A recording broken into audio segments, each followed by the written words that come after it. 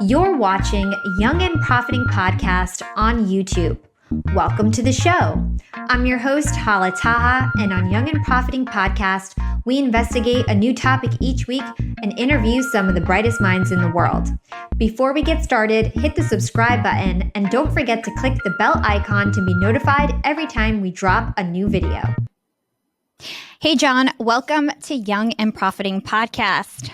Hala, I am fired up to be here. I can't wait to chat. Yeah, me too. I've been following your journey. I know you've been doing this since 2012.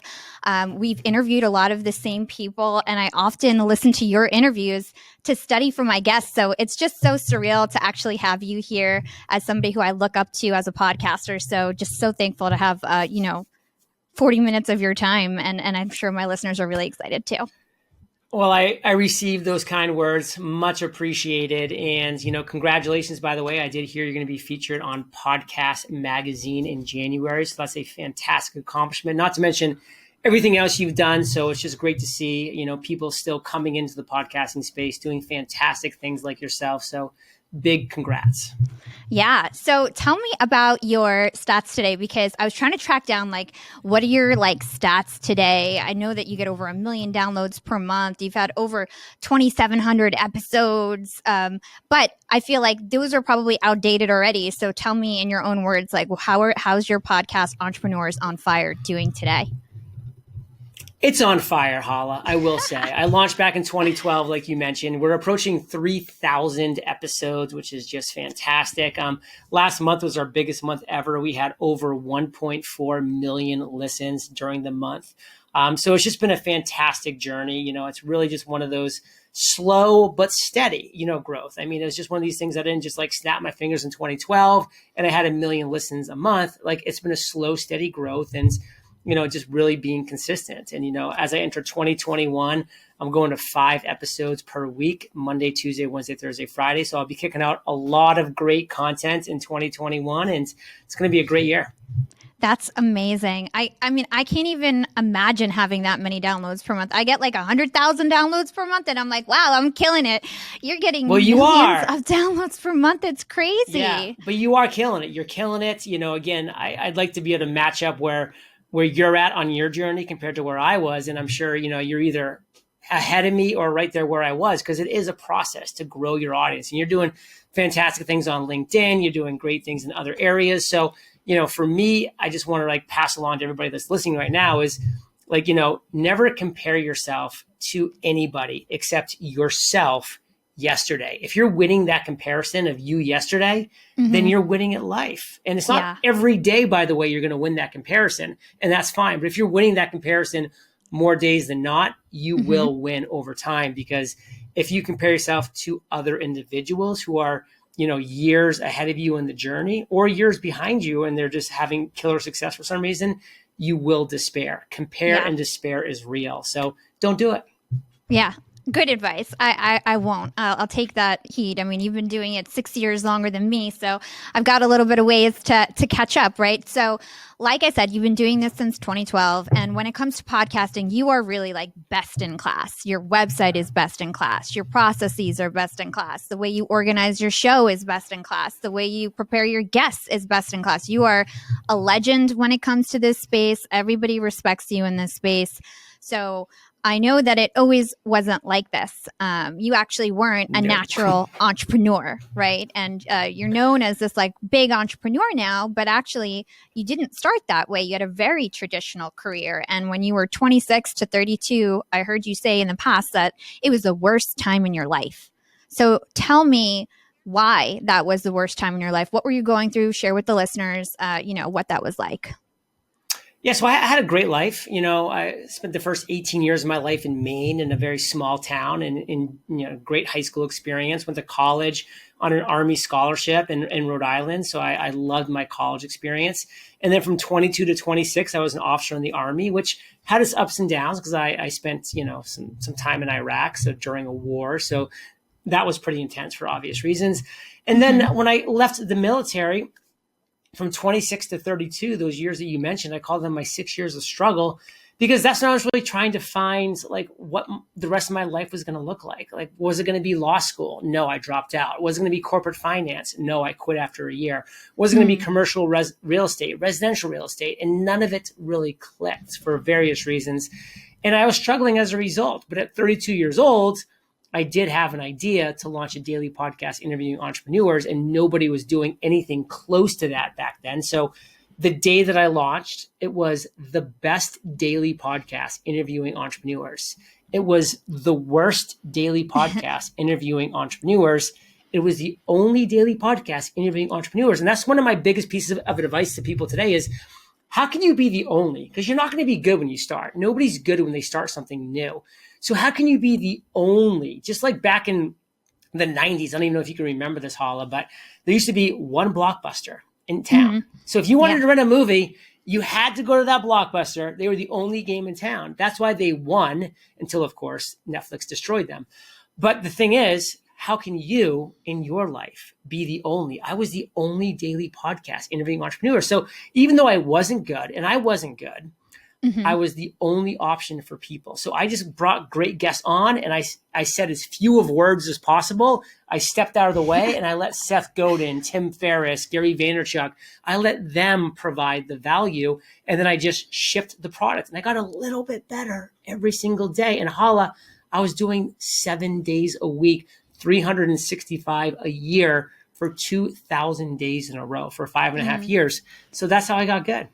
Yeah, it was all about putting in those reps. I love that. And I think you call, that unique value differentiator, UVD, right? I've heard you talk about that before.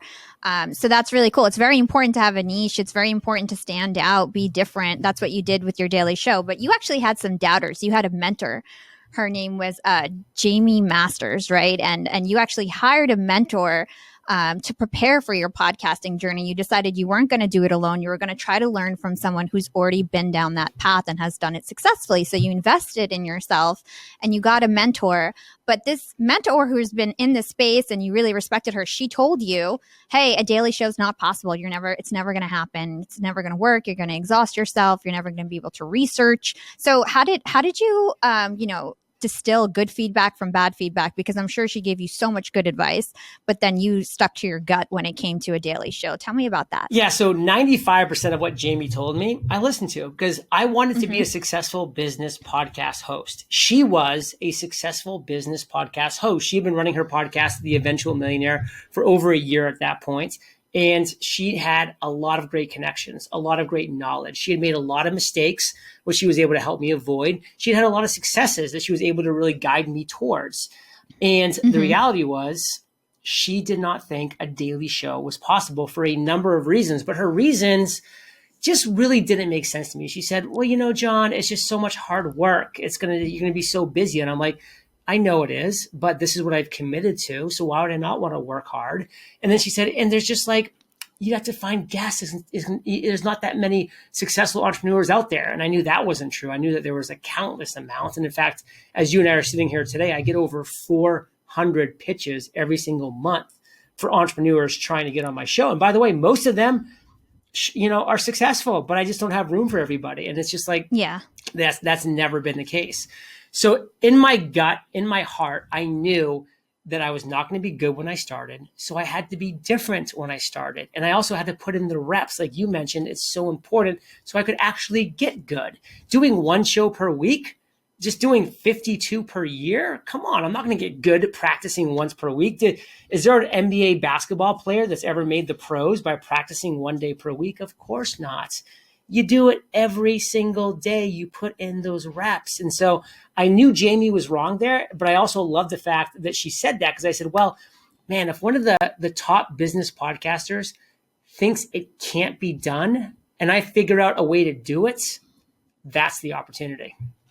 Yeah. I love how that fired you up instead of like deterring you. That's like such a great, unique quality because a lot of people would just, take that advice and kind of think of another idea. But it's great that you actually, push through and now you're one of the biggest podcasts out there. So tell me about this. I know that you batch your podcast. We're going to get into your productivity hacks in a bit. But how do you end up studying for that many podcasts? Do you do prep for your podcasts, or is it just, on the fly? Like what's your process for prepping for each one of these guests? So listen, I love that you do prep. You told me before we even started the interview that like you've done your research, you've got some great questions coming for me. I think that's fantastic. That's your style and I respect it. I think it's a great philosophy. It's just not my style. I don't like to prep. I don't want to prep. And one thing that I like, by the way, is going into interviews curious, not having the curse of knowledge. Because for me, I know that when I go into an interview kind of clueless and curious, I'm going to ask the questions that I know my listeners have because I have the questions I don't know. I don't have that curse of knowledge. So a lot of times me doing prep, if I had done it, would have made for a better interview for sure. But sometimes because I don't do prep, I'm asking questions that I know my listeners have. And one of the biggest compliments that I get from my listeners that I love is they say, man, John, it just seems like you're always asking the question that I have when I'm listening to the show. And I'm like, yes, that's my goal because my listeners can't raise their hands in the audience and ask questions. So I need to be the person that's asking questions for them. Because listen, I've been running a multi-million-dollar business for 8 years now. Like I'm in a different place than most of my listeners. So I don't really have the same questions likely that they have because they haven't yet gotten to my level of success.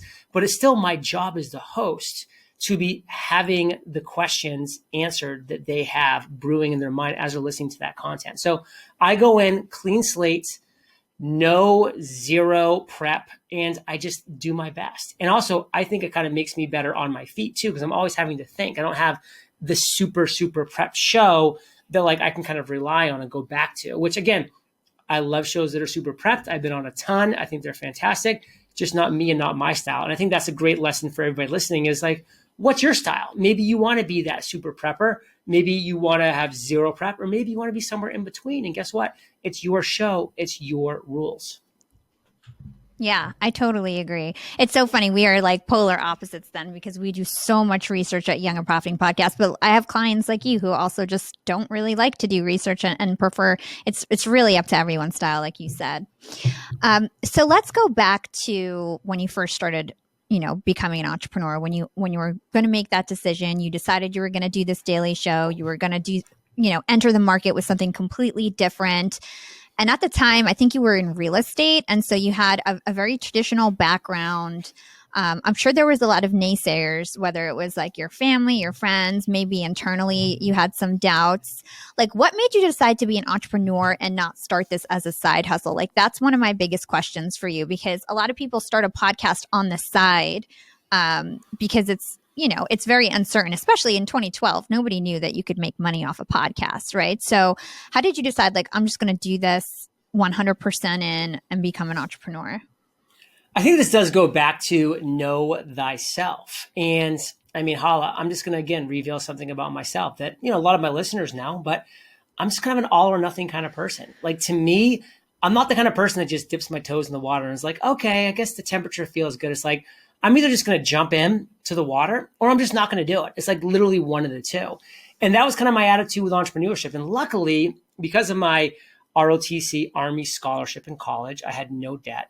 Luckily, because of my 4 years as an officer in the Army, I had some decent savings. I had 6 figures worth of savings and single guy, didn't have much overhead. Like I could live on that for a significant amount of time. So I had the opportunity to literally make no money for 18 months, 24 months. Like I had that. I didn't want that. I didn't want to make no money for 24 months. But if the worst case happened, I could still be getting by on that because of how I set myself up financially up to that point at 32 years old. And I said, you know what? I could just dip my toe in and do like one episode per week or maybe one per month, but I'm not going to get good at podcasting doing that, going back to our practicing and putting in the reps conversation. And it's just not my personality. I'm either going to go all in. It's going to be all that I do. And I'm just going to be all consuming, or I'm out. I've been that way in my relationships. I'm either like all in a relationship or I'm out. Like, we're either like together or we're not, like for me, like with sports, like I'm either all into this new sport. Like for me right now, it's pickleball. I'm all into pickleball or I'm not. It's like one of the two. And like, to me, that's just my personality. And I wanted to leverage that. Yeah. That makes a lot of sense. So, like I mentioned earlier, you're known as the prince of podcasting, right? But you're also the prince of productivity in my mind because you're able to put out this daily show and you're able to do it in a way where I've heard you say that you don't work that much. You say, everybody thinks you're super busy, but you actually aren't really working as much as people think you are. So talk to us about batching, how you batch your episodes, why you do that, and kind of the power of batching. You have done your research. I mean, you're basically taking the words out of my mouth in these scenarios because it is true. I honestly don't work that hard. Now, there is an asterisk there because I work unbelievably hard, like 3 or 4 days per month. Like I'm putting in long days. And this happens to be one of them, by the way. You are one of 20 interviews I'm doing today. This is a very hardworking, long day. I'm doing more interviews today than most people are going to do this year, period. But that's how I operate. I'm either all in or I'm out. And so back to the batching thing. I'm batching interviews on other shows today. Just like last week was my interviews for Entrepreneurs on Fire. I did 8 back-to-back interviews in one day for Entrepreneurs on Fire. I love it. It fits my personality because Hala, I wake up in the morning and I say, today is Entrepreneurs on Fire Day. It is my Super Bowl. I'm from New England, so I love the Patriots. I love Tom Brady. Tom Brady wakes up on Sundays and he's like, today is my Super Bowl. I'm going out and I'm playing a football game. I'm giving it everything I got. And that's my attitude on my interview batch days. I wake up and every interview, I'm giving it everything I've got because guess what?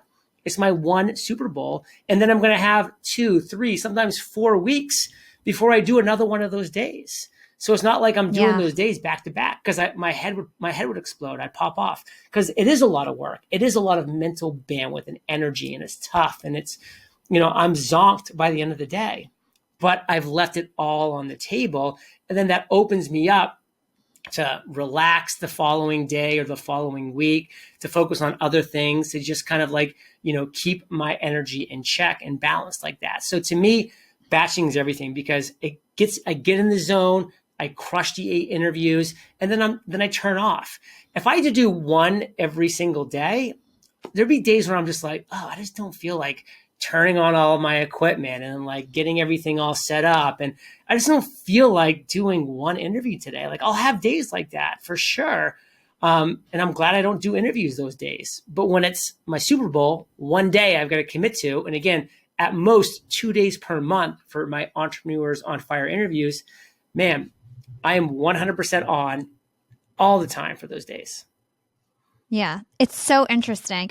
And it goes back to the fact that you didn't do it as a side hustle, because if you did it as a side hustle, you wouldn't be able to just dedicate a full day towards batching. Like that's the situation that I'm in. I've been doing this as a side hustle for 2 years, just now transitioning out of my job at Disney Streaming.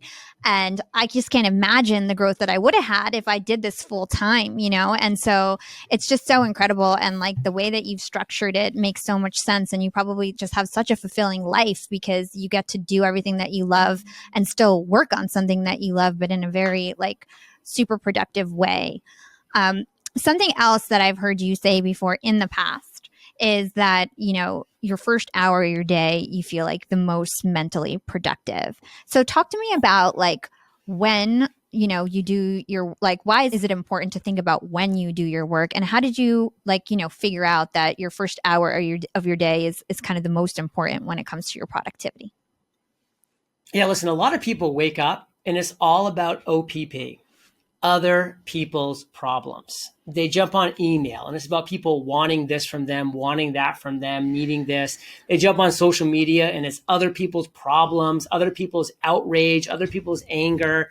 And they do all of those things first. Like this is the first thing they get into. And then by the time they finally shift back to like what they should actually be working on and what they should be doing, like the content that they should be creating, they're zonked because their brain's been like getting pinged by all these like, help me, help me, help me, hate me, hate me, hate me, love me, love me, love me. And it just never works. And they're just like, oh, I don't have any energy for my own stuff right now. So I'll do it tomorrow. And then tomorrow's a repeat of today. And you never get anything unique or special done. You don't build anything meaningful. So I actually wrote my first traditionally published book in 2020. And I knew that if it was going to be a great book, that I was going to dedicate the first 2 hours of every day to nothing else except writing that book. So I woke up in the morning, my phone's in airplane mode. It stayed in airplane mode. I came into my office here. I brewed a cup of coffee. I made some tea. I did my thing. I hydrated. But then, boom, I turned my computer on and nothing came on except my Word document. And I wrote for 2 hours. And not 2 hours straight, by the way, because I'm a big believer in sprints. So for me, I've just found out over time that 42 minutes is really a great time for me to work. So I like to work for 42 minutes. I set a timer, and it's called the Pomodoro method, by the way. And for those 42 minutes, I had zero distractions. 42 minutes works for me because I know that I can get a lot done in those 42 minutes, but it doesn't seem like it's this long time frame, this daunting. So if I knock it out 42 minutes, the timer's going, and then the timer goes off, I stop. I take 18 minutes, the remainder of that hour, the next 18 minutes, and I relax. I might do some stretching, do some meditation, do some breathing exercises, and then my next 42-minute sprint starts, and then I'm done for the day writing for that book. I wouldn't let myself do any more writing. Just those two 42-minute blocks. It took a total of 2 hours every day. That's it. And over 6 months, I wrote 71,000 words, 273 pages. My book was finished ahead of schedule because I committed to that. And it's great because I gave my best, most uncluttered, most energized time of my day to the book writing process. And I'm convinced that's why I beat my timeline, that it's a great book, and I got everything accomplished that I wanted to because I dedicated that portion of my day, the best part of my day, to that process. That's amazing. And so this is not one of your journals, right? Did this book come out already? So the book is available for pre-order, and just knowing how amazing and big of a following you have, I would love to talk about it really quickly. So Yeah. over 3,000 interviews I've done to date now. I've interviewed people for thousands and thousands of cumulative hours. And I've taken all of those successful entrepreneurial tactics, strategies, stories, and I've boiled it down into 17 steps. 17 steps that is a roadmap to uncommon success. And I've titled the book, The Common Path to Uncommon Success. And it is a 17-step roadmap to financial freedom and fulfillment. Period. End of story.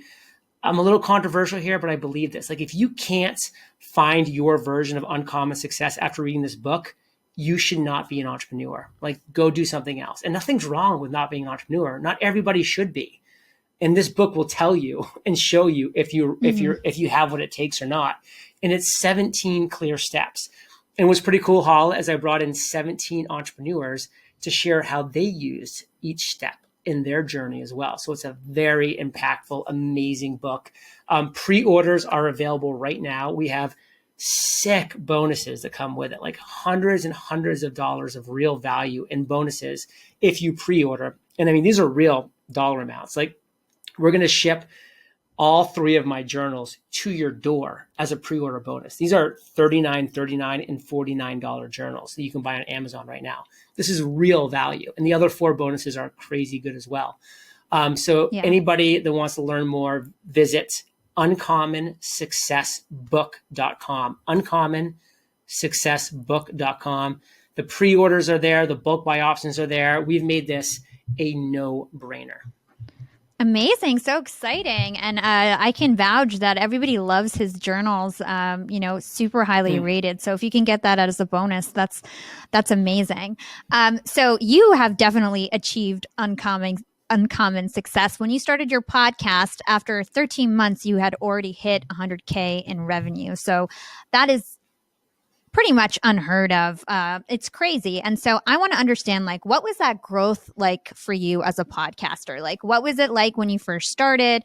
When did you start getting huge download numbers? Was there some sort of like event that triggered that, or was it just supernatural? How did you promote it? Like, how did you end up getting the downloads that you do? And then how did you first start to generate money? Like, what was your monetization journey like? So the first 12 months were not pretty monetization wise. Like $27,000 was like our total revenue over 12 months, which isn't terrible, but it's not awesome either. And it was really month 13, the one that you mentioned, where we actually had our first 6-figure month. And that was 6 figures of net profits. Mm-hmm. So just over $100,000. And I am very proud to say that we've now published 87 income reports every month for the last 87 months. So for 87 months in a row, we've had a net profit of over $100,000 every single month. So fantastic as far as like consistency with bringing the revenue in, which of course leads back to the fact that we are providing massive value to a lot of people. Like that's what's resulting in the $100,000 of net profit or more every single month. So at first, again, I was like, I'm just going to create a daily podcast interviewing entrepreneurs, and I'll let my audience tell me what the best path to monetize is. And so I kept asking them, what are your biggest struggles? What are your biggest obstacles? So I could create solutions for them in the form of products and services and communities. And pretty quickly, and again, by quickly, I mean over 12 months, my audience told me, hey, we'd love to be part of a mastermind. So I created Fire Nation Elite, which was a $150 per month mastermind per person per month. And we had 100 people join. So that was 5 figures of monthly revenue the day that we opened it up. And again, that was not month one. That was deep into our year of podcasting. Also, people were asking for me to coach them one-on-one. So I was getting some one-on-one coaching revenue. People were asking how to podcast. So we launched Podcasters Paradise, which is now the biggest podcasting course and community in the world. We generated over $7 million to date in revenue just from Podcasters Paradise. And we continue to bring in people every single day into that course of people who want to learn how to create and grow and monetize their podcast. And again, that was just me not saying, oh, I should create a podcasting course. It was me saying, Hala, what are you struggling with? And you saying, well, John, I'd love to start a podcast and I don't know how to do it. And I was like, oh, wow, I've gotten like 10 people asking me that question. Let me create the solution for them, and so on and so forth. And that's been the evolution of our podcast, is just anchoring on those, for 2,000 episodes in a row, those daily episodes. Now we're, 4 days per week. And actually in 2021, we're bumping it up to 5 days per week. But creating massive value for free to my audience, asking them what their biggest struggle was, and then creating the solution for their struggles. Yeah, that's so cool, and it wasn't about the vanity metrics from what you're saying. It wasn't CPM, sponsorship deals, or anything like that. It was totally about having a connection with your audience and having them trust you enough to buy from you. And that's really how you generated money. And it's so interesting to me. So for me, I generate money off my podcast. I started a podcast marketing agency. So I have all these top podcasters. You're actually going to get interviewed by Jason Waller, who's my client. And so like I help them, get guests, prepare for their shows, do their LinkedIn marketing, their Instagram marketing, their video marketing, all that kind of stuff. And that's how I've been able to generate big dollars for all these top podcasters, celebrities. And you did it a totally different way. So it's just so cool that there's so many avenues to kind of monetize like how you build money around your podcast, or build a business around it, I should say. So really cool. And by the way, your idea is fantastic. And it was actually one that I tried back in 2013, but it was too early then. Like there just wasn't enough interest in the podcasting space. And then I had to find other ways to monetize. And then, by the time it became something that was viable, which is what you're doing now, I just have other focuses and other income streams that I don't want to add that to my plate. But that's just a great way of, sharing with everybody watching and listening that like timing can be so important too. Like I tried things that were awesome ideas. It was just the wrong time for them. I was too early, or in some cases I was too late. And, for you, your timing was perfect. Yeah, that's so interesting. So one other thing that I want to talk about is the fact that you're amazing at passive income. Like you're just so good at it, whether it's affiliate marketing, whether it's, you partnered with, I think his name's Mark for podcastwebsites.com. And basically what I heard is that you do like a 45-minute webinar each month. And that's all you do for that business. Basically, you just help bring in the leads doing that webinar. And so there's so many different examples of you kind of making money without doing too much work. And I'm jealous of you because a marketing agency is a lot of work. And I'm sure, A lot of you work. basically finish. Yeah, it is. And it's like you finish your book and then it's off to the races. You finish your course and then people just keep buying it. So like, what's your philosophy on that? And how can people like learn from you in terms of like thinking about ways to make money without the daily grind and work that it takes to make money typically?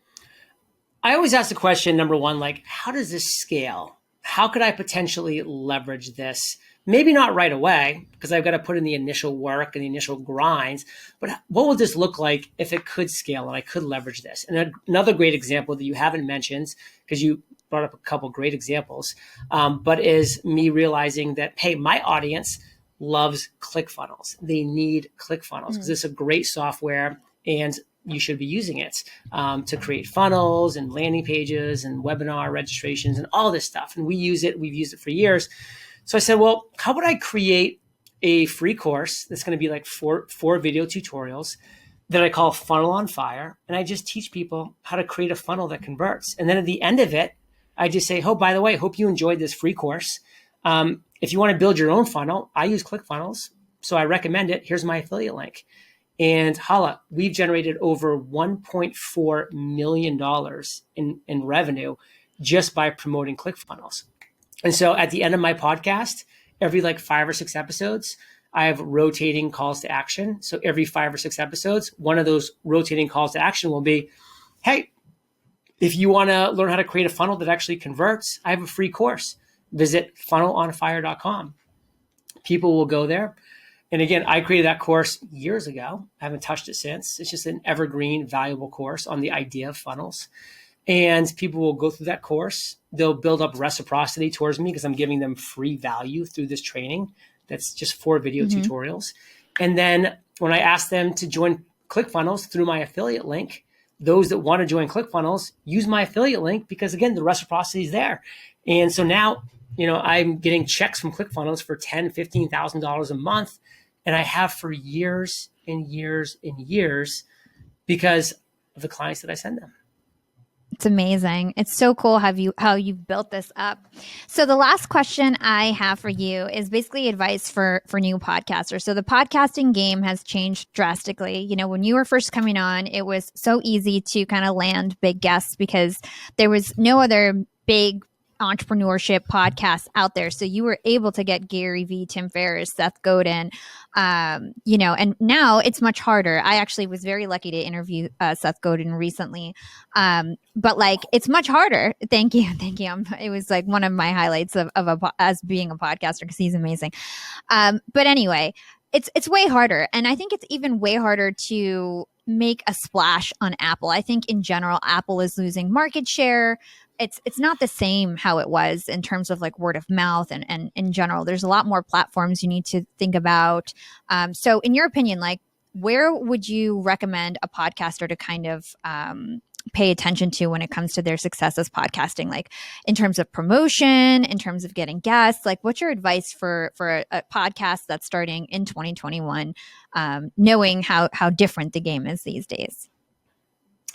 Listen, the biggest piece of advice is you're not going to just come on and interview entrepreneurs and like build a multi-million-dollar business like I did, because that is so 2012. And I say that like half jokingly, but half serious. Like it was not unbelievably difficult to do in 2012 because, again, I was the only person doing this daily show and there wasn't a ton of business shows out there. Like I was in the Apple Podcast top 10 forever because there just wasn't that much competition. And now there is. It's just a different ballgame. Spotify's coming in, spending 9 figures to acquire Joe Rogan, millions and millions to acquire Michelle Obama and Prince Harry. And, it's just like the money is pouring into the space now. And it's like, we like to say the pro casters have arrived now. Like they're pros, people that are professionals are coming into podcasting now because it's the best place to be for people like you and I that, can talk the talk and walk the walk and have the, desire to work hard and do these different things.